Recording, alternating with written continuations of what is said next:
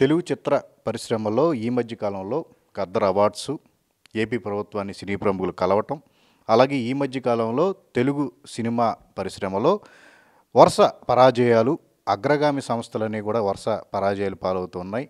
అలాగే కొత్త తరాన్ని ప్రోత్సహించేందుకు డ్రీమ్స్ పేరుతో కొంతమంది కొన్ని స్ట్రాటజీలతో ముందుకు వస్తున్నారు. సో అసలు ఏంటి ఇండస్ట్రీలో ఏం జరుగుతుంది? అల్టిమేట్గా సినిమా ఇండస్ట్రీ కావాల్సింది సక్సెస్. అది తప్ప మిగతా అన్నిటి గురించి ఇప్పుడు ఎక్కువ చర్చ నడుస్తున్న తరంలో ఈ విషయాల గురించి మనతో మాట్లాడేందుకు దర్శక నిర్మాత తమ్మారెడ్డి భరద్వాజ మనతో ఉన్నారు. సో ఆయన్ని అడిగి మరిన్ని వివరాలు తెలుసుకుందాం. భరద్వాజ గారు, గద్దర్ అవార్డ్స్ అనేవి చాలా కాలం తర్వాత తెలంగాణ ప్రభుత్వం నిర్వహించింది. అంటే ఒక సక్సెస్ఫుల్గానే జరిగినాయి అని చెప్పేసి అంటున్నారు. బట్ అవార్డులు స్వీకరించడానికి చాలామంది రాలేదనే కాంట్రవర్సీ కూడా నడిచింది. ఎగ్జాక్ట్గా మీరు అందులో పార్టిసిపేట్ చేశారు కాబట్టి ఏం జరిగిందంటారు? సక్సెస్ఫుల్ అని అనుకోవచ్చా? 100% సక్సెస్ఫుల్. అవార్డు తీసుకుంటానికి రానోళ్ళు ఎవరు లేరు, అందరూ వచ్చి తీసుకున్నారు. ఏదో ఒక్కళ్ళు ఇద్దరు చిన్న చిన్న అవార్డులు తప్పించి మేజర్ అవార్డీస్ అంతా వచ్చారు. 40 అవార్డులు అనుకోండి, 36, 37 అవార్డులు వచ్చినాయి. ఇప్పుడు ఆ శ్రేయా ఘోషల్ గారు, అమితాబ్ బచ్చన్ గారు అనుకుంటా, అటువంటి బాంబే నుంచి రావాల్సిన వాళ్ళు ముగ్గురు నలుగురు రాలా, అంతే. మిగిలిన వాళ్ళు అందరూ వచ్చారు. సో దాన్ని పెద్ద కాంట్రవర్సీ చేయాల్సిన అవసరం లేదు. ఎప్పుడు ముగ్గురు నలుగురు రాకుండానే ఉంటారు. రకరకాల కారణాలు ఉండొచ్చు కదా. వాళ్ళు అమితాబ్ బచ్చన్ గారికి ఏజ్, శ్రేయా ఘోషల్కి ఏదో ప్రాబ్లమ్స్ ఉండొచ్చు. ఇన్ని సంవత్సరాల తర్వాత జరిగిన అవార్డ్స్, నంది అవార్డ్స్ అనేవి ఇప్పుడు 14 ఏళ్ల కింద జరిగినాయి. సో ఇన్నేళ్ల తర్వాత ఇస్తున్నందుకు ముందు ప్రభుత్వం ముందుకు వచ్చి చేసినందుకు దానికి ఆహ్వానించాలి, మనం కంగ్రాచులేట్ చేయాలి. మేమందరం అంటే ఇండస్ట్రీ పరంగా అవార్డులు ఎట్లా ఉన్నాయి ఏంటి అనేది పక్కన పెడితే నిజంగా సంతోషం. మొదలు పెట్టారు ఎవరో ఒకళ్ళు ఇన్నేళ్ల తర్వాత. దానికి డెఫినెట్గా వీఆర్ వెరీ హ్యాపీ. ఇండస్ట్రీ అంతా గవర్నమెంట్ని బాగా చూస్తుంది. ఇది గద్దర్ అవార్డ్స్ జరిగిన తర్వాత చాలామంది ఇప్పుడు నంది అవార్డ్స్ కూడా ఇస్తే బాగుంటుంది ఏపీ ప్రభుత్వం వైపు నుంచి అనేది కూడా ప్రధానమైన చర్చ నడుస్తుంది. అంటే గతంలో కొన్నేళ్ల క్రితం జరిగినప్పుడు కాస్త వివాదాస్పదం అయినాయి. అంటే మీరేమంటారు వీటి మీద? అవార్డులు అక్కడ కూడా ఇస్తే, అంటే అక్కడ ఇస్తే కనుక ఇబ్బంది ఏమైనా ఉంటుందా, బాగానే ఉంటుంది అంటారు? బాగుంటుంది, ఇబ్బంది ఏముంటుంది. ఎవరి అవార్డ్స్ వాళ్ళు ఇస్తారు. అయితే ఏమవుతుందంటే రెండు సేమ్ సినిమాలు మెక్కే అవార్డ్స్ కాబట్టి కొంతవరకు సిమిలర్గా ఉంటాయి, కొంత తేడా ఉంటాయి. ఎందుకంటే అక్కడ ప్రభుత్వం ఆలోచన విధానం ఒక రకంగా ఉంటుంది, లేకపోతే అక్కడ జ్యూరీ ఆలోచన విధానం వేరుగా ఉంటుంది, ఇక్కడ జ్యూరీ ఆలోచన విధానం వేరుగా ఉంటుంది. ప్రాబ్లీ రెండు చోట్ల జ్యూరీలు కామన్ పీపుల్ కూడా ఉండొచ్చు, ఒకళ్ళిద్దరు, బట్ జనరల్గా తేడా ఉంటుంది. సో అందుకని మీకు 1 or 2 అవార్డ్స్ 30-40 అవార్డులు అనుకోండి, 15-20 అవార్డులు కలిసే సేమ్, ఆల్మోస్ట్ సేమ్ ఉంటాయి. మిగిలినవి అటు ఇటుగా మారుతూ ఉంటాయి. అంటే ఈ మధ్యకాలంలో కొన్ని, అంటే ఛాంబర్ త్రూ గతంలో మీరు వెళ్ళి కలిసేవారు, అది జరిగింది. గిల్డ్ అనేది ఒకటి పెట్టడం జరిగింది, అది సినిమా బిజినెస్ కోసం అని చెప్పి అన్నారు. బట్ ఇప్పుడు అది బియాండ్ అన్నీ దాటేసి ప్రభుత్వ పెద్దలను కలిసేంత వరకు కూడా సపరేట్ ఒక వర్గం మేమందరం వెళ్తాం అన్న టైపులో తయారైంది. అంటే ఈ రకమైన గ్రూపిజం కూడా ఈ రకమైన కాంట్రవర్సీలకు ఆస్కారం ఏర్పడింది అనుకోవచ్చు. అట్లా లేదు, అసలు గ్రూపిజమే లేదండి. గ్రూపిజం అనేది రెండు గ్రూపులు లేకుండా ఎట్లా ఉంటుంది? మా దగ్గర వర్గాలు ఉన్నాయి, మేము సపరేట్, ఎవరి దారి వాళ్ళదే, నా దారి నాదే, అక్కడ ఉన్నోళ్ళ దారి అక్కడ ఉన్నోళ్ళదే. నేను నాకు ఒక గ్రూప్ ఉంటే, ఇప్పుడు నేను ముఖ్యమంత్రి గారి దగ్గరికి వెళ్తున్నానంటే నా దగ్గరికి ఒక 10 మంది చేరుతారు. అక్కడి నుంచి ఎవరన్నా చేరుతున్నారంటే ఆయన దగ్గర 10 మంది చేరుతారు. సో ఇంటర్వ్యూ తెచ్చిన వాడు మగవాడు. సో అక్కడ టీవీలో కనపడతాం. తర్వాత ఏమైనా సాధించగలరా, ఎవరన్నా ఏమైనా సాధించగలరా? ఫస్ట్ అది లేదు. రెండోది మీరు అన్న పాయింట్ ఏంటంటే, అప్పుడు జగన్మోహన్ రెడ్డి గారిని కలిసి ఇందాక చెప్పినట్టు ఒక పర్టికులర్ క్లాజ్ ఇది ఉంది. నాకు ఇండస్ట్రీ సమస్య కాదు అది, బేసిక్గా థియేటర్ రేట్లు ఇండస్ట్రీ సమస్య అని చెప్పి మీడియా ప్రచారం చేసింది. మీడియా ప్రచారం ప్రకారం ఇండస్ట్రీది థియేటర్ రేట్స్ ఇండస్ట్రీకి సమస్య లేదు, కాదు. ఓ 4 ఇండివిజువల్ సమస్య అది. 4 సినిమాలకు సమస్య, 4 హీరోలకు సమస్య. హీరోలకు కూడా సమస్య కాదు, హీరోలు వాళ్ళ డబ్బులు వాళ్ళు పెంచుకుంటారు. ఇది టికెట్ రేటు పెంచితే వాళ్ళ రేటు పెరుగుతుంది. సో వాళ్ళ కోసం తప్ప, వాళ్ళని ఉద్ధరిస్తానికో వీళ్ళని ఉద్ధరిస్తానికో తప్పిస్తే ప్రజలను ఉద్ధరిస్తానికి కాదు. సో వాళ్ళు కలిస్తే దాని గురించి మనం ఇండస్ట్రీని లెక్కలేసుకోవటం ఎంతవరకు న్యాయం? ఇప్పుడు నేను వెళ్తానండి, సపోజ్ లేకపోతే మీరు వెళ్ళారు ముఖ్యమంత్రి గారి దగ్గరికి వెళ్తే మీకు 2 కోట్లు శాంక్షన్ ఇచ్చేసారు. మిగిలిన వాళ్ళందరికీ ఇస్తారని రూల్ ఏమైనా ఉందా? ఇది దోషి ఇచ్చారంటారు. అట్లాగే ఇప్పుడు పెద్దవాళ్ళు వెళ్తే ఇస్తారు, మీకు ఇన్ఫ్లుయెన్స్ ఉంది కాబట్టి, మీరు పలానా దీంట్లో ఉన్నారు కాబట్టి మీకు ఇవ్వచ్చు, ఇంటర్వ్యూ డబ్బులు కూడా ఇవ్వచ్చు. సో ఇది ఏమవుతుందంటే ప్రభుత్వాల్లో ఎవళ్ళ ఇన్ఫ్లుయెన్స్ ఉంటే వాళ్ళకి పని నడుస్తూ ఉంటుంది, నడిచినప్పుడు అల్లరి జరుగుతూ ఉంటుంది. ఈ అల్లరి తప్ప దీంట్లో ఏది అవసరం లేదు. ఎప్పుడు మనం మాట్లాడుకునే మాట ఏంటంటే ఇండస్ట్రీలో సక్సెస్ రేట్ అనేది తగ్గిపోతూనే ఉంది, అది పెరగట్లేదు ప్రధానంగా. కానీ ఈ మధ్యకాలంలో చూస్తుంటే అగ్ర నిర్మాతలందరూ భారీ బడ్జెట్లు అంటున్నారు, సినిమాల కోసం స్పెషల్ స్ట్రాటజీలు అంటున్నారు. బట్ సినిమాలు వాళ్ళు చేసిన సినిమాలు తీసిన సినిమాలు రిలీజ్ అవుతుంటేనేమో ఎలా చేశారు ఈ సినిమాలు అని చెప్పి అనుమానం కలుగుతుంది. ఈ మధ్యకాలంలో చూస్తే చాలామంది అగ్ర నిర్మాతలు డిఫరెంట్ స్ట్రాటజీలు, డ్రీమ్స్ అంటున్నారు, రకరకాల పేర్లతో వస్తూ ఉన్నాయి. అంటే ఇదంతా కొత్తగా తామే స్థాపించినట్టుగా కూడా ఒక ప్రచారం జరుగుతుంది. మీరేమంటారు? ఇన్నేళ్ల నుంచి ఇండస్ట్రీలో ఉన్న దర్శక నిర్మాతగా దీని గురించి మీ అభిప్రాయం? కొత్త అంటే కొత్తనండి. కొత్తగా ఉందంటే కొత్తగా ఉంది, కొత్తగా లేదంటే కొత్తగా లేదు.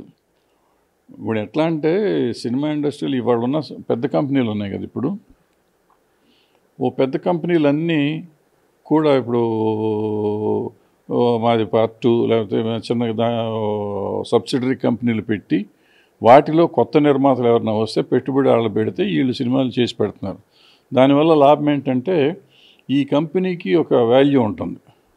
ఆ కంపెనీ పేరు చెప్తే సూపర్ హిట్లు పెద్ద పెద్ద హీరోలతో చేస్తున్న సినిమాలు ఉంటాయి కాబట్టి వాళ్ళకి ఇండస్ట్రీ మీద ఒక కంట్రోల్ ఉంటుంది అనే ఉద్దేశంతో కొత్తగా మీలాంటి వాళ్ళు వస్తే వాళ్ళకి ఏమి తెలియదు కాబట్టి అన్నీ చూసి పెడతారు అనే ఉద్దేశంతో వాళ్ళు వెళ్తారు.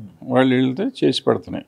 అట్లా ఇప్పుడున్న 6-7 కంపెనీల్లోనూ కొత్త వేరే అసోసియేటెడ్ ప్రొడ్యూసర్స్ ఉన్నారు. అసోసియేటెడ్ ప్రొడ్యూసర్ అంటే వాళ్ళు యాక్చువల్ డబ్బులు పెట్టేది వాళ్ళే. వీళ్ళు కంపెనీల పేర్లు పెట్టి వీళ్ళు యాక్చువల్గా కొంత డబ్బు తీసుకుంటారు. దాంట్లో వీళ్ళు ప్రొడ్యూసర్ ఫీజు ఉంటుంది వీళ్ళకి. వీళ్ళ డబ్బులు కూడా కలిపి బడ్జెట్ పెరుగుతుంది అక్కడ. బట్ ఆ బడ్జెట్కి దానికి వాళ్ళకు ఉండేది ఉంటుంది. సో ఇప్పుడు నేను నిన్న ప్రెస్ మీట్ ఈయన చూసిన క్వశ్చన్స్ ఆన్సర్స్ చూస్తా అంటే ఈయన కూడా డబ్బులు ఉండి ఎవరన్నా సినిమా తీద్దాం అనుకున్న వాళ్ళకి టోటల్ మేము చేసి పెడతాం అన్నారు. ఆల్రెడీ చేస్తున్నారు. ఆల్రెడీ అన్ని కంపెనీలు ఇప్పుడు ఉన్న 10 కంపెనీలు అవి ఉన్నాయి అన్నారు కదా మీరు. ఆ 10 కంపెనీల్లోనూ సబ్సిడరీ కంపెనీలు వచ్చి చేస్తున్నారు. సో కొత్తగా ఏమీ అనిపించలే నాకు మరి. బట్ ఏంటంటే వీళ్ళ దగ్గర టాలెంట్ ఎవరి దగ్గర అంతే కదండి. ఇప్పుడు ఒక పెద్ద కంపెనీ ఉంది, వాళ్ళు 10 సినిమాలు తీస్తున్నారు. సో కొత్త టాలెంట్ కానీ పాత టాలెంట్ కానీ వాళ్ళ దగ్గర ఉండి ఉంటుంది, బ్యాంక్ ఉంటుంది. సో వీళ్ళు కొంచెం సిస్టమేటిక్గా బ్యాంక్ పెట్టి కంపెనీ సపరేట్ దీన్ని వేరే కంపెనీ పెట్టి చేస్తున్నారు. వాళ్ళు వేరే సబ్సిడరీ యూనిట్ 2 యూనిట్ 3 అని పెట్టి తీస్తున్నారు. అంతే తేడాలు. అంటే ప్రధానంగా కొత్త కథలు అనే కంటే కూడా ఇది ఒక ఇన్వెస్ట్మెంట్ టాక్టిక్ అని చెప్పేసి మనం అనుకోవాలి సినిమాకి సంబంధించి. ఇన్వెస్ట్మెంట్ టాక్టిక్ ఏమన్నా నాకు రిస్క్ లేకుండా నేను జరుగుతుంది కదా. ఇప్పుడు నాకు ఎంతో కొంత ఆదాయం వస్తుంది దీంట్లో, ప్లస్ రిస్క్ నాది కాదు, పోతే వాళ్ళది. నాకు పోయినా వచ్చినా నా డబ్బులు నాకు వచ్చేస్తాయి. వచ్చిందంటే మళ్ళీ నాకు షేర్ ఉంటుంది కదా. సో ఇన్వెస్ట్మెంట్కి ఇది ఒక కొత్త పద్ధతి. నేను రిస్క్ చేయకుండా నేను ఒక సినిమా ఫుల్గా నేను పెట్టి డబ్బులు పెట్టి తీసాను అనుకోండి, అది మొత్తం ఫ్లాప్ అయితే మొత్తం నేను భరించాలి. అదే మీరు పెట్టారు, మీరు పెట్టి పలానా ఎక్స్ అమౌంట్ పెట్టారు, ఎక్స్ ప్లస్ నాకు 10% 20% దాంట్లో నేను ముందు తీసుకుంటా, రిలీజ్ చేస్తాం. రిలీజ్ చేసినాక పోయే డబ్బు అంతా మీది, నాది కాదు. నాకు ఇచ్చిన డబ్బులు కూడా కలిపి మీరు పోగొట్టుకుంటారు. వచ్చినాయి అనుకోండి, నేను తీసి పెట్టాను కాబట్టి నాకు ఒక పర్సంటేజ్ తీసుకుంటాం. మీ డబ్బులు మీకు ఇచ్చినాక నా డబ్బు నేను కూడా పర్సంటేజ్ తీసుకుంటాను. సో నాకు వస్తే రిస్క్ లేదు, ప్లస్ నాకు ఎంతో కొంత ఆదాయం ఉంది, ప్లస్ కంపెనీలో టర్న్ ఓవర్, ఆఫీసులు మెయింటెనెన్స్లు వాటి ఖర్చులకు వస్తాయి కదా. ఇంకొకటి ఎప్పటి నుంచో అంటే చిన్న సినిమాల మేకింగ్ అనేది ఉండి వాటి సక్సెస్ అయితే కనుక రిస్క్ తక్కువ ఉంటుంది, వాటి వల్ల లాభాలు కూడా ఎక్కువ ఉంటాయి అనేది ప్రధానమైన చర్చ. కానీ ఆ దిశగా ఇప్పుడు జరుగుతున్న పరిస్థితులు అనేవి ఆ దిశగా వెళ్తున్నాయా అనేది చాలా అనుమానం అని కలుగుతుంది. బట్ ఇప్పుడున్న పరిస్థితుల్లో భారీ బడ్జెట్లు వరుస పరాజయాలు చూసిన తర్వాత అయినా చిన్న సినిమాల మేకింగ్ అనేది పెరగాల్సిన అవసరం ఉందంటారా ఏంటి? ఇప్పుడు మేజర్ ప్రాబ్లం ఎక్కడ వస్తుందంటే చిన్న సినిమా పెద్ద సినిమా అని ఉండదండి. సినిమానే, ఏదైనా సినిమా. ఇప్పుడు కాలంలో ఇంతకుముందు హీరోలు పనిచేసేవారు, డైరెక్టర్లు పనిచేసేవారు. ఇప్పుడే నేను పొద్దునే ఎవరో పంపించారు నాకు, ఒకనొకప్పుడు ప్రేమ్ నజీర్ గారు 39 సంవత్సరాలు ఒక సంవత్సరం రిలీజ్ అయినాయి అంట. మమ్ముట్టి గారి 38 సినిమాలు రిలీజ్ అయినాయి, కృష్ణ గారి 18 సినిమాలు 20 సినిమాలు రిలీజ్ అయినాయి, ఎన్టీ రామారావు గారి 17 అయినాయి, నాగేశ్వరరావు గారి 16 అయినాయి, చిరంజీవి గారి 14 అయినాయి, శోభన్ బాబు గారి 14 అయినాయి. ఇట్లా లెక్కలు పంపించారు నాకు. సో ఇన్ని సినిమాలు చేస్తా ఉంటే ఏమవుతుందంటే వీళ్ళు చిన్న హీరోలుగా ఉన్నప్పుడు అయ్యి ఉంటాయి అన్ని సినిమాలు, వాళ్ళు పెద్ద హీరోలు అవ్వకముందు. సో నోన్ ఫేస్తో వచ్చిన సినిమా నీకు వస్తుంది. ఇవాళ ఏమవుతుంది, ఒక సినిమా హిట్ అవగానే పెద్ద hero, pan India hero, global hero, ఏదో హీరో అని కొత్త కొత్త పేర్లు కనిపెడుతున్నారు వీళ్ళు. ఏదో యూనివర్సల్ హీరో ఇట్లా పేర్లు కనిపెట్టేసి దాని మీద తీసుకొచ్చేసి వాళ్ళ సినిమాలు 3 ఏళ్ళకోటి 2 ఏళ్ళకోటి వస్తుంది. వస్తుంటే ఏమవుతుంది, మీరు చెప్తున్న సోకాళ్ళు చిన్న సినిమా బలగం లాంటి సినిమా కానీ 35 లాంటి సినిమా కానీ రావటం చాలా కష్టంగా ఉంది. కోర్ట్ లాంటి సినిమా కానీ రావటం చాలా కష్టంగా ఉంది. అట్లా వచ్చిన సినిమాలు ఆడుతున్నాయి. ఇంకా చిన్న సినిమాలని కొంతమంది చేస్తున్న సినిమాలు ఏం చేస్తున్నారంటే కొత్త వాళ్ళతో తీస్తూ వాళ్ళు హిట్ అయిన పాత సినిమాలు ఫార్ములాలో తీస్తున్నారు. అందుకని అయిపోతున్నాయి. ప్లస్ మీరు అన్నట్టు సక్సెస్ రేట్ పెరగలేదండి, తరగలేదండి. యాక్చువల్గా మీరు 30 సినిమాలు ఉన్నప్పుడు తీసుకున్నా 5% ఉంది. ఇవాళ 250 సినిమాలు తీసుకున్నా 5% ఉంది. పర్సంటేజ్ పెరగల, సినిమా పెరిగింది. ఇంకొకటి ఏంటంటే అప్పట్లో 100 రోజులు ఆడాయి, సంవత్సరాలు ఆడాయి, 2 సంవత్సరాలు ఆడాయి అంటే మేము చిరంజీవి గారి టైం వచ్చేదాకా కూడా 20 ప్రింట్లు 30 ప్రింట్లు ఉండేయండి. ఆ తర్వాత ఈ ఎన్టీ రామారావు గారు స్లాబ్ పెట్టిన కాడి నుంచి కలెక్షన్స్ పెరగటం మొదలైంది. అప్పటి నుంచి ప్రింట్లు పెంచడం మొదలెట్టాం. 100-200 ప్రింట్ల దాకా వెళ్ళేదాకా వెళ్ళింది. ఇప్పుడు స్క్రీన్స్ వచ్చేటప్పటికి 1000 స్క్రీన్లు, 400 స్క్రీన్లు, చిన్న సినిమా అంటే 300 స్క్రీన్లు, 200 స్క్రీన్లు అట్లా వేస్తున్నారు. అంతకుముందు మాకు ఊహకు అందింది కాదు. మాకు 19-20 ప్రింట్లు వేస్తే ఈ 200 థియేటర్లు 200 స్టేషన్లు ఆడటానికి సంవత్సరం పట్టేది. ఈ థియేటర్లో తీసేసినాక ఈ ప్రింట్ తీసుకెళ్ళి అక్కడ వేసి అవన్నీ చేసుకుంటాం. ఇప్పుడు అవన్నీ ఒకేసారి పడిపోతున్నాయి. పడిపోతే మీకు ఏమవుతుంది, రన్ అనవసరం కదా. ఇప్పుడు హైదరాబాద్ ఉంది, హైదరాబాదు 4 మూలల్లోనూ సినిమాలు వేస్తున్నాం. హైదరాబాద్లోనే 50 థియేటర్లు వేస్తున్నారు చిన్న సినిమా కూడా. 50 థియేటర్లు వేస్తే జనం అంతా అయిపోయింది. ఆ సినిమా కెపాసిటీ ఎంత ఉంటుంది, 1,00,000 మందిని చూపిస్తుంది. 1,00,000 మంది వారం రోజుల లోపే చూసేస్తారు. అదే పూర్వకాలం 1,00,000 మంది చూడాలంటే 100 రోజులు చూస్తే కూడా అయ్యేది కాదు, అన్ని రోజులు పట్టేది. సో అదే తేడా, అంతకంటే ఏం తేడా లేదండి. సో రెవెన్యూ దగ్గరికి వచ్చేటప్పటికంటే నేను ఎందుకు వెళ్ళాలి, సినిమా 200 సినిమాలు వచ్చినాయి కదా, ఎందుకు చూడట్లేదు, ఎందుకు చూడట్లేదని మేము అడగాలి, మమ్మల్ని మేము అడుక్కోవాలి. ప్రొడ్యూసర్లు మనం ఎందుకు సినిమా సరిగ్గా తీయలేకపోతున్నాం, ఎందుకు కోర్టు ఆడింది, ఎందుకు బలగం ఆడింది, ఎందుకు 35 ఆడింది, ఇవన్నీ లెక్కేసుకుంటే మనకు అర్థమవుతుంది. నేను చెప్పిన ఏ సినిమా అయినా డిఫరెంట్. అప్పుడు ఏదో 21 అనేది ఒకటి ఆడింది, ఇంకోటి చిన్న చిన్న సినిమాలు ఆడింది, బేబీ ఆడింది. ఇవన్నీ ఎందుకు ఆడినాయి అంటే డిఫరెంట్గా ఉంటున్నాయి సినిమాలు. అలా తీస్తానికి మనం ప్రయత్నం చేయకుండా చేసి ఆడలేదు అంటాం. హీరోలు డేట్లు ఇవ్వకపోతే ఇవ్వకపోయారు, వేరే చేద్దాం, సరైన సినిమా చేద్దాం అని ప్రయత్నం మేము చేయాలి. హీరోలు కూడా ప్రతి హీరో 2-3 సినిమాలు చేయాలి. అప్పుడు థియేటర్లు కళకళలాడతాయి. ఎందుకంటే మహేష్ బాబు అంటే వస్తారు, పవన్ కళ్యాణ్ అంటే వస్తారు, ప్రభాస్ అంటే వస్తారు. వాళ్ళు ఉంటే వస్తారు థియేటర్కి, వాళ్ళు లేకపోతే అసలు రారు. సో నేను యాక్షన్ వేసేసి నేను వేసాను యూట్యూబ్లో, నేను పులిని, నాకు ఎందుకు రారంటే రారు. ఎందుకు వస్తారు? బిగ్ బాస్లో చేశాను నాకు రాలేదు అని నేను గోల పెడితే వస్తారు. లేకపోతే యూట్యూబ్లో నాకు ఏదో గోల్డ్ ఇచ్చారు యూట్యూబ్ వాళ్ళు, మీరు ఎందుకు రావట్లేదంటే ఎందుకు వస్తారు? యూట్యూబ్లో నేను చెప్పేది వాళ్ళకి నచ్చితే చూసి ఉంటారు, బట్ నేను సినిమా చేస్తే చూడాలని రూల్ లేదు కదా. ఇంకొక అంటే చివరిగా ఏంటంటే బ్యానర్స్ మధ్య, పెద్ద బ్యానర్స్ మధ్య ఒక అనారోగ్యకరమైన పోటీ అనేది ఇప్పుడు నెలకొంది. వాళ్ళు చేసే చర్యల వల్లే, ఒక కాంపిటీషన్ వల్లే ఈ కొన్ని గొడవలు కూడా వస్తున్నాయి ఇంటర్నల్గా ఇండస్ట్రీలో. రెమ్యునరేషన్లు పెరగడం కానీ, థియేటర్ల సమస్య కానీ, మొన్న పర్సంటేజ్ విధానం, అలాగే ఈ వేరే వేరే విధానాల మీద కూడా రకరకాల ఒపీనియన్స్ అనేవి వ్యక్తం అవుతున్నాయి. ప్రధానంగా ఇండస్ట్రీలో సమస్య అనేది ఈ ఎక్కువ సినిమాలు చేస్తున్న పెద్ద బ్యానర్ల వల్లే వస్తుందా అనే కొన్ని చర్చలు జరుగుతున్న మధ్యలో నిజంగా అలాంటి పరిస్థితి ఉందండి? అంటే ఇక్కడ ప్రాబ్లం ఏంటంటేనండి, 200 సినిమాలు రిలీజ్ అవుతుంది నేను చెప్పాను కదా, 30 సినిమాలు ఈ పెద్దవాళ్ళు వేయండి, 30 కాదు 40 సినిమాలు వాళ్ళ పెద్దవాళ్ళు వేయండి. సో డబ్బులు వచ్చేదైనా పోయేదైనా వాళ్ళవి. మిగిలిన ఇప్పుడు చెప్పిన 160 సినిమాలు మేము పోతాయని మేము సినిమాలు తీస్తామండి, వస్తాయని మేము తీయం. సో మేము ఇండస్ట్రీతో సంబంధం లేదు, మాకు రిలీజ్ చేసుకుంటాం, ఏదో ఆడికాళ్ళు ఈడికాళ్ళు పట్టుకుని రిలీజ్ చేసుకుంటాం. ఆడితే ₹1 వస్తాం, రాకపోతే మొత్తం పోతుంది మాకు, మా కష్టాలు మేము పడతా ఉంటాం. ఈ 40 మందికే ప్రిడామినెంట్గా వాళ్ళు లీడర్స్ అంటే వాళ్ళ సినిమాలు రిలీజ్ అవుతున్నాయి. సో వాళ్ళకి పోటీ ఉంటుంది, మాకు పోటీ లేదు. చిన్న సినిమాలు వేరే సినిమాలు ఈ 10 మంది కాకుండా ఉన్న వాళ్ళకి పోటీ లేదు. ఈ 10 మందికి 40 సినిమాలు ఉన్నాయి, ఆ 40 సినిమాలు పోటీలు, ఒకళ్ళకొకళ్ళు పోటీ. సో నీ దానికంటే నా సినిమా ఎక్కువ రావాలి, నా సినిమా కంటే అందరు హీరోలు వాళ్ళ కంట్రోల్ ఉన్నారు, అందరు డైరెక్టర్లు వాళ్ళ కంట్రోల్లో ఉన్నారు. సో వీళ్ళు హీరోలకు చెప్పేది ఏంటంటే, బాబు నీ సినిమా ఆయన 100 కోట్లు తీసాడు, నేను 200 కోట్లకు తీస్తా, ఆయన 200 కోట్లు చేస్తే నా సినిమా 400 కోట్లు చేస్తుంది, ఈ చెప్తూ ఉంటారు. మంచి కథ తీద్దాం అనేది ఎవరికి ఆలోచించట్లేదు. అంటే ఈ ప్రధానంగా సమస్యల పరిష్కారం కాకుండా సమస్యకి మరొక సమస్యని క్రియేట్ చేయటం అనే ఈ వ్యవస్థ అనేది ఇండస్ట్రీలో ఎక్కువైంది. దీన్ని అరికట్టే పరిస్థితులు ఇప్పుడు కనిపించడం లేదు. ఒక పెద్ద అనేవాళ్ళు లేరు అనేది ఎప్పుడు జరుగుతున్న చర్చ. అంటే దీనికి ఏమంటారండి? ఇండస్ట్రీని అంతా కూడా ఒకే తాటిని తీసుకువచ్చే మనిషి ప్రస్తుతం కరువేరని చెప్పేసి మనం అనుకోవచ్చు. ఇండస్ట్రీని ఒక తాటి మీదకి తీసుకుని రావాలంటే రావచ్చు అండి, రాకూడదని కాదు. ఇంతకుముందులాగా ఎక్కువ మంది లేరండి. ఇప్పుడు చెప్పినట్టు ఆ 10 మందే ఉన్నారు. సో ఆ 10 మందిలోనే మనస్పర్ధలు వచ్చినప్పుడు ఆటోమేటిక్గా ఈ తేడాలన్నీ వస్తామండి. దానికని ఒక తాటి మీదకి రావటం అంటే వాళ్ళు 10 మంది కలిసి రావాలి. వాళ్ళకి రావాలి అనుకుని బయటికి వెళ్ళి వేరే కంపెనీ పెట్టుకున్నారు, కౌన్సిల్ అని పెట్టుకున్నారు. వాళ్ళు కౌన్సిల్ కాదు, అదే గిల్డ్ అని పెట్టుకున్నారు. మళ్ళీ వాళ్ళు కొట్టుకు వస్తే మనం ఏం చేస్తాం? అంటే డబ్బు ఎప్పుడైనా దూరం చేస్తుంది మనుషుల్ని. డబ్బుతో సంబంధం లేకుండా అందరం కలిసి ఉందామని మేము ప్రొడ్యూసర్ కౌన్సిల్ పెట్టాం. ఇక్కడ ఈ డబ్బు లేని వాళ్ళతో మేము కలిసి ఉండాం, మేము డబ్బులో ఉంది, మేమే చేస్తున్నాం మొత్తం.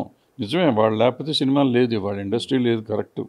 బట్ వాళ్ళు లేని వాళ్ళని కూడా కలుపుకుని వెళ్తే వాళ్ళు ఇప్పుడు వీళ్ళు ఎక్కడి నుంచి వచ్చారండి? ఇప్పుడు మా ఫాదర్లు రామానాయుడు గారు వాళ్ళంతా ఉన్నప్పుడు వీళ్ళు లేరు కదా. ఈ తర్వాత వచ్చిన తరం ఇది. వాళ్ళు ఉన్నప్పుడు వీళ్ళంతా బుడ్డోళ్ళు. ఇప్పుడు వీళ్ళు వచ్చినాక ఇంకో తర్వాత వాళ్ళని రానివ్వమంటాం అనేది ధర్మం కాదు. బట్ వాళ్ళు అన్నారు, నడుస్తుంది. లాస్ట్ ఇయర్ అంతకుముందు ఇప్పుడు ఒకసారి ఇండస్ట్రీ సమస్యలు అని చెప్పేసి ఒక 4 రోజుల పాటు షూటింగ్లు కూడా ఆపేశారు. ప్రధానంగా కాస్ట్ కటింగ్ అన్నారు. కాస్ట్ కటింగ్ అనేది మీడియా మీదే ముందు దాని గురించి అప్లై చేయడం జరిగింది. తర్వాత ఇప్పుడు తాజాగా బంద్ అని చెప్పేసి రేట్లు తగ్గించాలి, ఆర్టిస్టుల రేటు తగ్గించాలి, ఈ చాలా విషయాలు కూడా చర్చకొచ్చాయి. మేము అవసరమైతే మేమే ముందుకు వస్తామన్నారు. తర్వాత ఈ మధ్యకాలంలో ప్రమోషన్ విషయంలో కూడా అసలు విషయం అనేది తెలవాలి, వ్యూస్ తేకుండా చేయడానికి ఒరిజినల్గానే మేము కంటెంట్ను ప్రమోట్ చేస్తాం, ఇవన్నీ కూడా మాట్లాడటం జరిగింది. అవన్నీ జరిగే పనుల నిజానికి మేము చేస్తాం అన్నవాళ్ళు చేయటం అది సాధ్యపడుతుంది అంటారు. ఏదైనా చెయ్యాలి అనుకుంటే చిత్తశుద్ధితో చేయాలనుకుంటే ఏదైనా చేయొచ్చమ్మా. స్వార్థంతో చేయాలనుకుంటే ఏది చేయలేం. స్వార్థంతో చేస్తే టెంపరీగా ఆ రోజు చేసిన దానికి ఆ రోజుగా అవుతుంది. ఫర్ ఎగ్జాంపుల్ 2 సార్లు స్ట్రైక్ జరిగింది. 2 సార్లు స్ట్రైకు, షూటింగ్లు ఆపటం జరిగింది. ఆ షూటింగ్లు ఆగినప్పుడు ఎవరు లాభపడ్డారు, ఏమి లాభపడ్డారు, ఎంతమంది నష్టపోయారు? చిన్న సినిమాలు కొన్ని ఉన్నాయి, ఇప్పటికి రిలీజ్ అవ్వకుండా ఉన్నాయి. ఆ మొదట 50 రోజులు ఆపినప్పుడు కానీ, రెండోసారి 40 రోజులు ఆపినప్పుడు కానీ ఆగిపోయిన సినిమాలు అప్పుడేం చెప్పారు? Calendar shift అవుతుందన్నారు. ఏ రోజు ఎక్కడ ఆగిపోయామో మనం అక్కడి నుంచి ఎప్పుడు స్ట్రైక్ కాల్ ఆఫ్ చేస్తాం, కాల్ ఆఫ్ చేసిన రోజు అదే షెడ్యూల్ స్టార్ట్ అవుతుందన్నారు. ఎలా స్టార్ట్ అవుతుంది? హీరోయిన్లు అంతా అన్ని భాషల్లో చేసేవాళ్ళు. మన దగ్గర హీరోయిన్ లేరు, ఉండరు, వాళ్ళు ఎవరు దొరకలేదు. అట్లా ఆగిపోయిన సినిమాలు ఇప్పటికీ రిలీజ్ అవ్వకుండా కొన్ని సినిమాలు ఉన్నాయి. ఇది ఎవరికి లాభం వస్తుంది?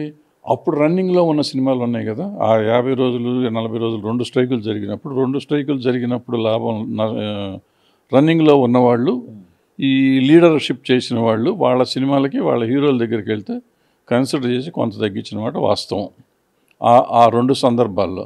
మరి ఇదే ప్రొడ్యూసర్లు ఆ తర్వాత అదే హీరోలకి డబుల్ ఇచ్చిన రోజులు కూడా ఉన్నాయి, వస్తున్నారు ఇప్పుడు.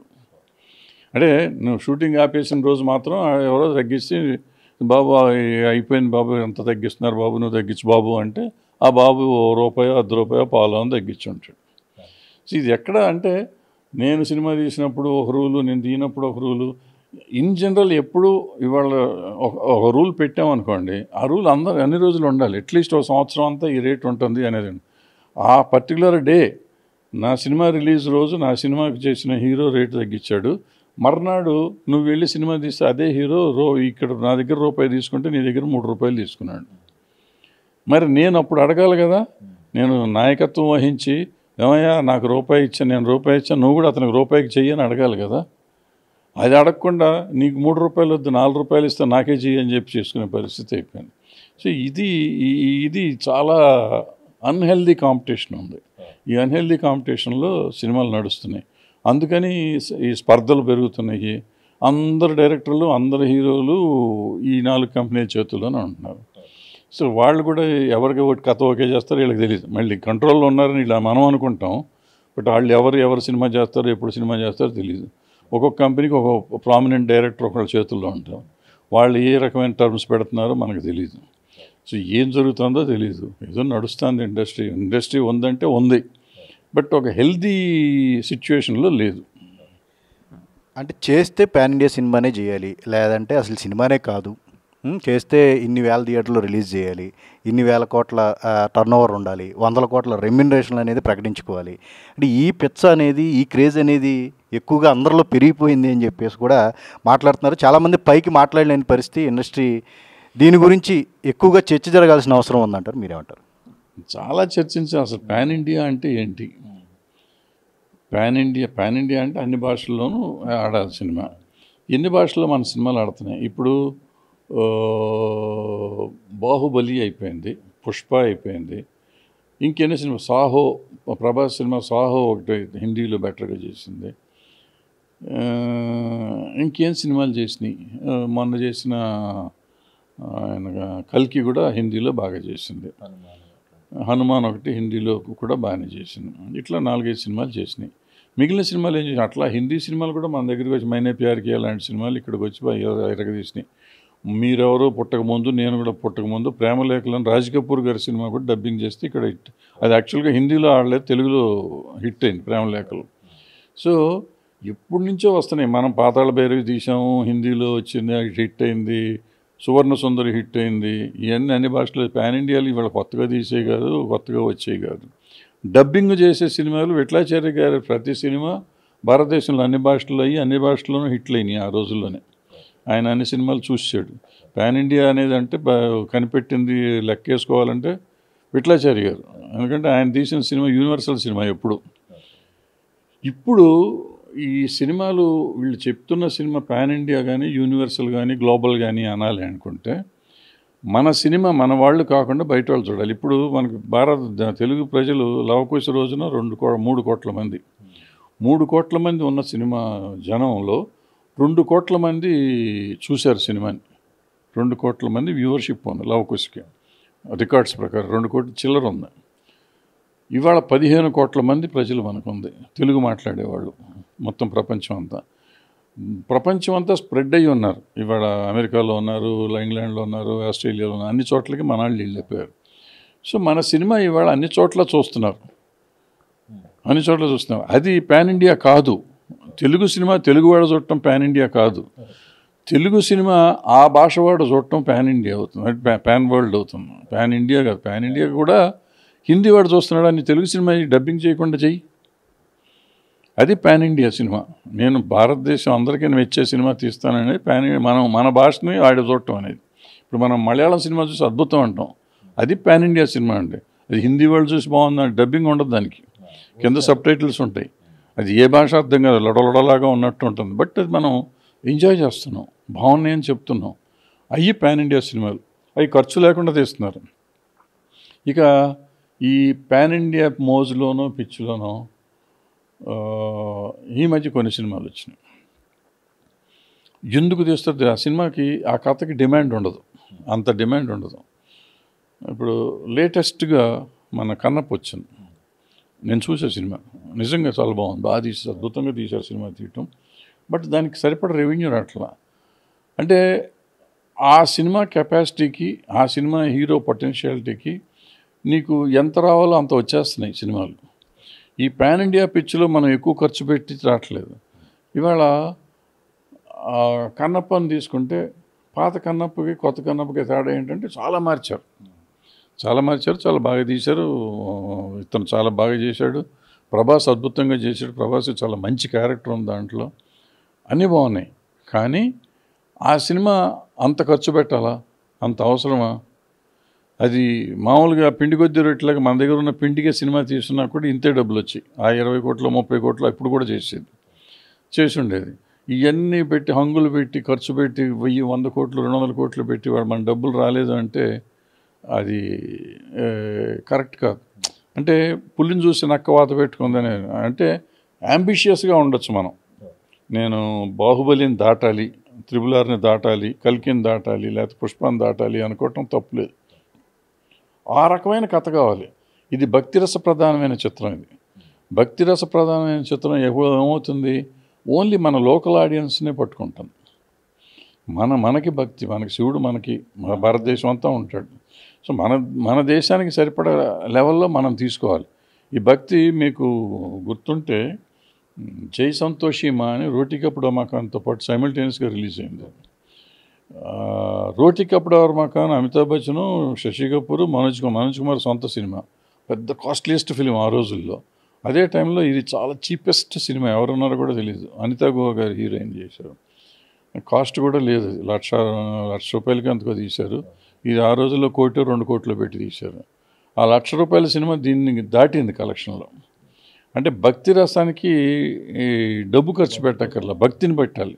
సినిమాలో ఎంత భక్తి కావాలో అంత భక్తి కావాలి. వాళ్ళ కన్నప్పకి ఆ కన్నప్పకి తేడా వచ్చేటప్పటికి ఈ పాన్ ఇండియా మోజులో ఆ భక్తిని పోగొట్టుకున్నారు వీళ్ళు. భక్తి ఉంటే భక్తి ఎప్పుడు దెబ్బ కొట్టదు, ఈ ప్రొడ్యూసర్ని ఇబ్బంది పెట్టదు. నువ్వు భక్తిని పండించాలి, సినిమాని పండించడం కాదు. పాన్ ఇండియాగా తీశారు, 100% పాన్ ఇండియా సినిమా లెవెల్లో డబ్బులు ఖర్చు పెట్టి లావిష్గా తీశారు, బాగా తీశారు. కానీ ఏదైతే సినిమాకి అవసరమో భక్తిని బడ్జెట్ డామినేట్ చేసింది.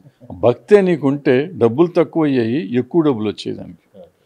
సో మనము ఏం కావాలి, మనం ఏం కంటెంట్ తీసుకున్నాం, ఆ కంటెంట్కి ఎంత బడ్జెట్ పెట్టాలి అనేది ఆలోచించడం కావాలి. ఇందాక మీరు చెప్పారు అది కొత్త కంపెనీలు ఏదో పెడుతున్నారని, ఆ నిర్మాతలు కూడా ఆ ఆలోచన చెప్పాలి.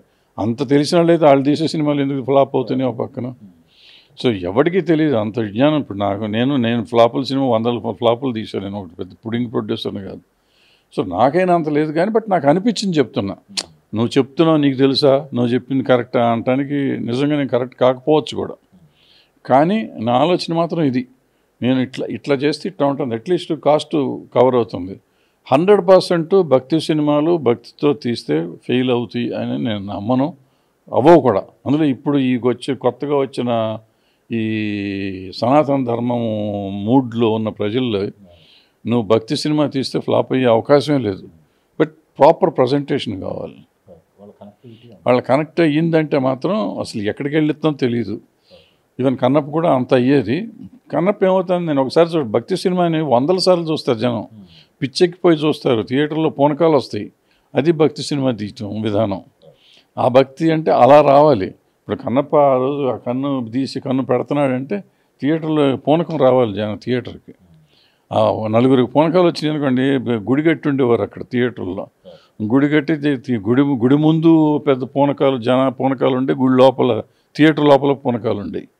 అంత తెప్పించే లెవెల్లో తీయాలి సినిమా అది. అంటే కన్నప్ప విషయంలో అసలు ఇలా కూడా ఉండదు అని చెప్పి చాలామంది అనుకున్నారు. చాలామంది హిట్ ఇది బాగుంది అని చెప్పేసి కూడా నమ్మే పరిస్థితి లేదు. రెవెన్యూ పర్లేదు, ప్రభాస్ వల్ల ఎఫెక్ట్ వల్ల కూడా మంచి ఓపెనింగ్ వచ్చింది అన్నారు. అంటే ఇది ఒక సర్ప్రైజ్ లాగానే చాలామంది ఫీల్ అయ్యారు. బట్ మీరు ఇంకొంచెం దానికి అవకాశం ఉంది అని చెప్పేసి అంటున్నారు. ఒకవేళ ఈ బడ్జెట్ను తగ్గించింటే కనుక ఓన్లీ రీజనల్గా కనుక సినిమాని తీసుంటే మేకర్స్కి వర్కౌట్ అయ్యేదని చెప్పేసి అనుకోవచ్చు. వర్కౌట్ అవటం కాదు నా ఉద్దేశంలో. ఆ సినిమా ఇప్పుడు కూడా సరే ఇంకొంచెం కాన్సన్ట్రేట్ చేసి తీసుంటే వాళ్ళు ఎంతసేపు మీరన్న పాన్ ఇండియా లెవెల్లో ఆలోచించారు తప్ప భక్తి లెవెల్లో తక్కువ ఆలోచించారు. భక్తి లెవెల్లో ఎక్కువ ఆలోచించుంటే అది ఇవాళ 1000 కోట్లు దాటిన ఆశ్చర్యపోయి ఉండేవాళ్ళం కాదు. అదే సినిమా అదే ఆర్టిస్టులతో ఉండేది. నాకు ఆ శివుడు పార్వతి అసలు నచ్చలా, వాళ్ళని చూస్తుంటే ముందు ఇరిటేషన్ వచ్చింది నాకు. మిగతా వాళ్ళందరూ బాగున్నారు ఆ సినిమాలో. ఆ శివుడు పార్వతి మాత్రం ఏంటో అసలు ఎక్కడి నుంచి తెచ్చిపెట్టారో పెట్టినట్టు ఉన్నారు వాళ్ళు బాగాలేదు. అది ఇంకోటి ఏంటంటే మీకు అన్నమయ్యకి ఒక ఆలోచన చేశాడు ఆయన. ఆ సినిక్ ఆర్డర్ పెట్టారు.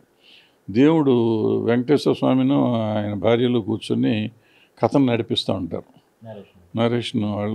వాళ్ళు ఏది చెప్తే అది జరుగుతూ ఉంటాం సినిమాలో. అట్లా ఇక్కడ శివుడు పార్వతి కూర్చొని ఏది చెప్తే జరుగుతూ ఉంటాను. సో అది అవుట్డేట్ అయిపోయింది. అప్పటికి ఆయన చేశారు, ఆ రోజుకి అన్నమయ్య అయిపోయింది. ఈ రోజుకి అది అవసరం లేదు. మనకి కన్నప్ప కథ మనకు బాగా ఆల్రెడీ తెలుసు, ఏం చేయాలో అది సరిగ్గా చేసి ఉంటే ఇంకా బాగుండేది. బట్ ఏదైనా కానీ we should appreciate producer and director Vishnu కూడా బాగా తీశారు, బాగా కష్టపడ్డారు, విపరీతమైన కష్టపడ్డారు. ఆ కష్టానికి తగ్గ ఫలితం అయితే నిజంగా థియేట్రికల్గా అంత రాలేదు. ఓపెనింగ్ వచ్చి కొంచెం అట్లీస్ట్ మనశ్శాంతిని కలిగించింది. ప్లస్ అంత ట్రోల్ చేసిన సినిమాకి బ్యాడ్ రిపోర్ట్ లేదు, పర్వాలేదు ఒకసారి చూడండి అన్నారు. బట్ నా ఉద్దేశం ఏంటంటే అంత కష్టపడి తీసిన సినిమా, ఈవెన్ నేను కల్కి కూడా ఇలాగే చెప్పాను. కల్కి తీస్తున్నప్పుడు నేను ఆ షెడ్యూల్కి వెళ్ళి చెప్పింది ఏంటంటే ఇది పాన్ వరల్డ్ సినిమా అవుతుంది, గ్లోబల్ సినిమా అవుతుంది. దీన్ని నా ఉద్దేశం వాళ్ళు చేస్తున్న అరేంజ్మెంట్స్ అన్నీ చూసినాక ఆల్ వరల్డ్ లాంగ్వేజ్లో రిలీజ్ చేస్తారు, డబ్ చేసి చేస్తారు. వాళ్ళు ఏం చేయకుండా తెలుగు చేశారు, హిందీ ఇంగ్లీష్ కూడా చేయలేదు, తెలుగు హిందీ చేశారు. అందుకని నేను గ్లోబల్ సినిమా అయితే అప్పుడు మీకు అమెరికాలో కూడా, అమెరికా ఇంగ్లీష్ మాట్లాడే కంట్రీస్లో కూడా వాళ్ళ లాంగ్వేజ్, ఫ్రాన్స్లోను రష్యన్లో అన్నిట్లోనూ రిలీజ్ అయ్యి, మన సినిమా చాలా రష్యన్లో రిలీజ్ చేసాం ఇంతకుముందు, పెద్ద హిట్లు అయినవి కూడా ఉన్నాయి. రాజ్ కపూర్ గారి సినిమాలు అని, మనోజ్ కుమార్ గారి సినిమాలు అని, ఈవెన్ కృష్ణ గారి సినిమా మోసగాళ్ళకి మోసగాడు చేశారు. ఇట్లా చాలా సినిమాలు ఉన్నాయి. ఈవెన్ శంకరాభరణం అక్కడ హిట్ అయింది, పెద్ద హిట్ అయింది. సో ఇట్లా చేసుకోవచ్చు. అవి పాన్ వరల్డ్ సినిమాలు అవుతాయి. శంకరాభరణం మోసగాళ్ళకి మోసగాడు మన కోసం తీసాం, అక్కడ వేస్తే అక్కడ కూడా హిట్ అయినాయి. రాజ్ కపూర్ గారి సినిమాలు ఇక్కడ కోసం తీసుకున్నారు, అక్కడ రష్యాలో హిట్ అయినాయి. ఏ సినిమా అయినా మనం ఇక్కడికి తీసుకుంటే అక్కడ హిట్ అవుతుంది, అది వేరే సంగతి. ఇప్పుడు నేను చెప్పిన సినిమాలు రష్యన్ ఆడియన్స్ చూశారు. రష్యాలో అప్పుడు తెలుగు వాళ్ళు అసలు లేరు, హిందీ వాళ్ళు అసలు లేరు, లేని రోజుల్లో రిలీజ్ అయ్యి హిట్ అయిన సినిమాలు అయ్యాన్ని. సో అది పాన్ వరల్డ్ అంటే, పాన్ వరల్డ్లో పాన్ ఇండియా అంటే అది సాధించాలి మనం. అంతే తప్ప మనం తీసేసి ఏదో హడావిడి చేసి హైప్ తెచ్చేసి టుట్ అంటే పాపం వాళ్ళు కూడా నిజంగా నమ్మి సింపతితో చూసేయో, లేకపోతే హడావిడి చేస్తే చూసేయో, నిజంగా బ్రహ్మాండమైన టెక్నిక్తో తీసి చూపించినాయో. బ్రహ్మాండమైన టెక్నిక్తో చూపించారు కాబట్టి బాహుబలి చూశారు, లేకపోతే త్రిబుల్ చూశారు, లేకపోతే చూశారు, మిగిలిన చూడలేదుగా. ఇన్ని సినిమాలు చేస్తాను. ఇంత సందడిలో మరి దంగలు వీళ్ళతో పాటు చేసింది, అది 2000 కోట్లు చేసిందిగా. అది చిన్న సినిమా, 80 కోట్లు 90 కోట్ల సినిమా మరి.